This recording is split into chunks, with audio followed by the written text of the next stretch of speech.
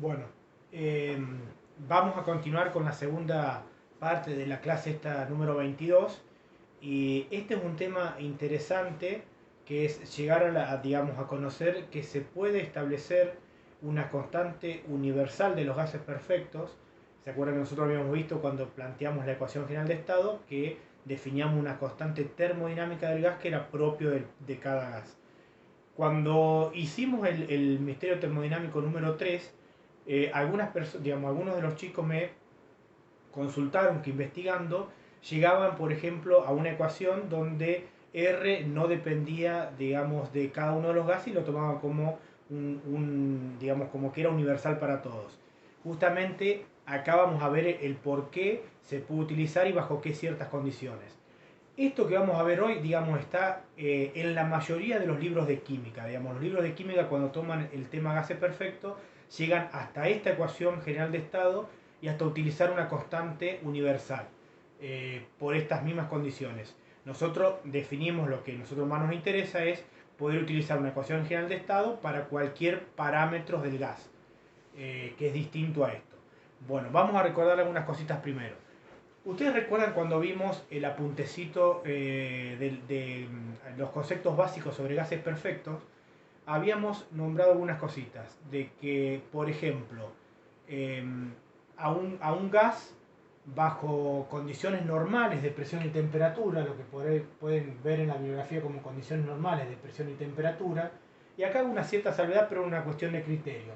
En algunos libros de química van a ver que las condiciones normales de presión y temperatura es una atmósfera y 25 grados Celsius. Nosotros, si recuerdan, para todos los problemas que hemos hecho hasta ahora, cuando hablábamos de condiciones normales, hablábamos de, vamos a hacer la aclaración para termodinámica, una atmósfera y 0 grados Celsius. Eso es una cuestión de criterio. Pero, por ejemplo, habíamos definido que para condiciones normales de una muestra de gas, por ejemplo, Avogadro había definido que un mol de un gas perfecto, en estas condiciones, sin importar qué tipo de gas o qué sustancia era, por ejemplo, le correspondía el número de Avogadro, que era 6,022 por 10 a la 23 número de partículas elementales. ¿Qué significa? Que en estas condiciones, para cualquier gas, habiendo un mol de sustancia, iba a tener esa cierta cantidad de partículas elementales, llámese átomos o llámese moléculas. Si es un gas que es si es biatómico o monoatómico, o si es un gas combinado, como por ejemplo el metano, el, el, el, el amoníaco, etcétera, etcétera. Esto es lo que habíamos visto. Otra cosa que definíamos también es que bajo estas condiciones de presión y temperatura, digamos, si definíamos que estábamos estudiando un mol de sustancia, también le correspondía un volumen molar. Ese volumen molar, teniendo un mol de sustancia, le iba a corresponder 22,4 litros. Es decir, volvemos a retomar el concepto.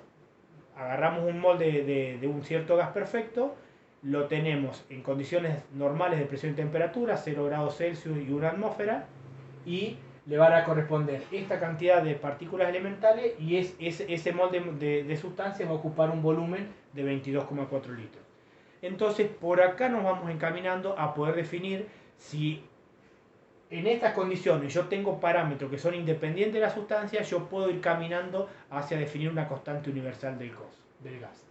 Bueno, vamos a recordar la ecuación general de estado para los gases perfectos, para cualquier tipo de parámetro, que nos decía que la presión por el volumen era igual a la masa por la constante termodinámica del gas, que la sacábamos de la tabla 9, por la temperatura absoluta. Si yo, por ejemplo, tomo un mol de moléculas, un mol de sustancia, puedo establecer o aplicar esa ecuación general de estado para esas condiciones. Puedo decir, presión por volumen molar es igual a masa molecular por la constante termodinámica por la temperatura absoluta. Yo, por ejemplo, puedo decir acá que la presión es P sub 0 y T sub 0. Es decir, presiones normales o en condiciones normales de presión y temperatura. Es decir, he reemplazado la masa por la masa molecular y he reemplazado el volumen por el volumen molar, que es el que ocupa bajo condiciones normales. La masa molecular, recuerden que es un valor, digamos, de masa que puedo tener, digamos, que digamos, lo saco el valor de la tabla periódica de los elementos. Por ejemplo, el oxígeno tiene 16 unidades atómicas de unidades de masa atómica, 16 UMA unidades de masa atómica, el átomo de oxígeno. Como el oxígeno es un gas diatómico, en la naturaleza no encuentro nunca un oxígeno solo, sino que lo encuentro asociado a otro átomo de oxígeno, por lo cual es O2, lo que yo encuentro digamos, en la atmósfera. Para lo cual la masa unidad de la masa atómica de la molécula de oxígeno es 32 unidades de masa atómica. Si yo lo quiero llevar a un mol de sustancia, puedo tener un mol kilogramos o un mol gramo. El mol, recuerden que es la cantidad de sustancia expresada en kilogramos o en gramos correspondiente a la masa atómica. Es decir, si el oxígeno tiene 32 unidades de masa atómica, un mol kilogramo de oxígeno son 32 kilogramos, o un mol gramo de oxígeno son 32 gramos de oxígeno. Es decir, es la masa atómica expresada en kilogramos o en gramos. Eso es un mol de sustancia. Reemplacé entonces volumen por volumen molar y masa por masa molecular. Bueno, vamos a despejar, por ejemplo, la temperatura a este primer miembro de la ecuación. Entonces tengo que la presión P sub 0 por el volumen normal, molar, perdón, sobre la temperatura P sub 0 es igual a la masa atómica por R. Entonces yo puedo hacer un pequeño análisis acá.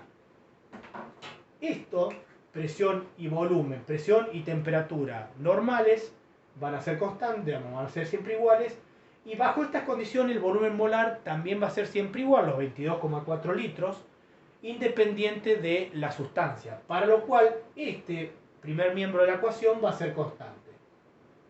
Es decir, porque son condiciones, parámetros de condiciones normales, y el volumen molar que se asocia a cualquier gas perfecto en esas condiciones.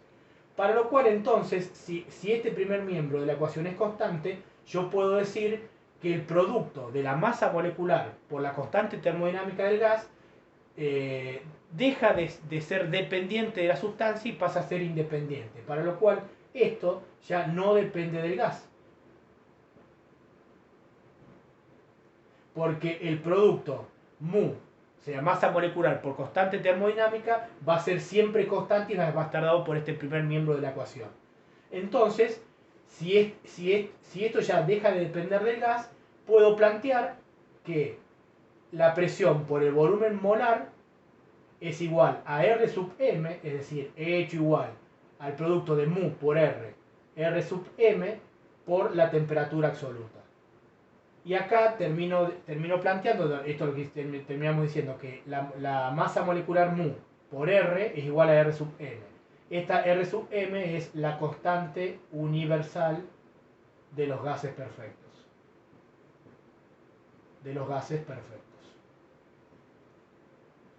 Entonces vuelvo a plantear la ecuación general de estado, pero para condiciones normales de presión y temperatura, en donde puedo solamente, digamos, aplicar esa ecuación a una atmósfera de presión a 0 grados Celsius y sabiendo que el volumen molar igual a 22,4 litros.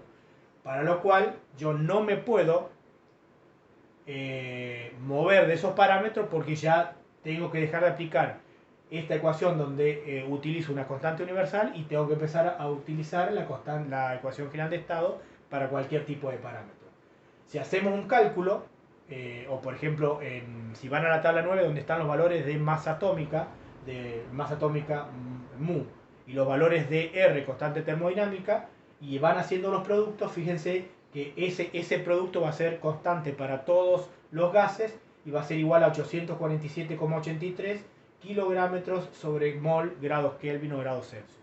Bueno, y esto es lo que por ahí algunos me preguntaban por qué encontraban investigando que era posible utilizar una constante universal, habiendo nosotros definido una constante propia de cada una de las sustancias. Bueno, esto es un poquitito la explicación de por qué podemos llegar. Esto ya les vuelvo a repetir, lo van a encontrar más en los libros de química que en los libros de termodinámica. Pero bueno, acá hemos llegado al fin de la clase 22. quedaría una sola clase donde vamos a terminar de definir y explicar las leyes de Dalton, que es el misterio termodinámico número 3, así redondeamos ese tema y ahí estaremos terminando gases perfectos. Como siempre están las vías de comunicación para lo que necesiten. Y vamos a hacer un pequeño cambio. Yo había comentado que en noviembre íbamos a tomar una pequeña evaluación similar a través de la misma forma y con el mismo método del anterior. Lo que vamos a hacer, voy a pasar dos problemas, uno de gases perfectos y uno de primer principio para sistemas abiertos, y va a ser como una especie de trabajo práctico cerrando ya el año de la materia. Pero bueno, esto primero va a estar la clase última de gases y después nos ponemos de acuerdo con cómo lo entregamos y la fecha de entrega. Muchas gracias.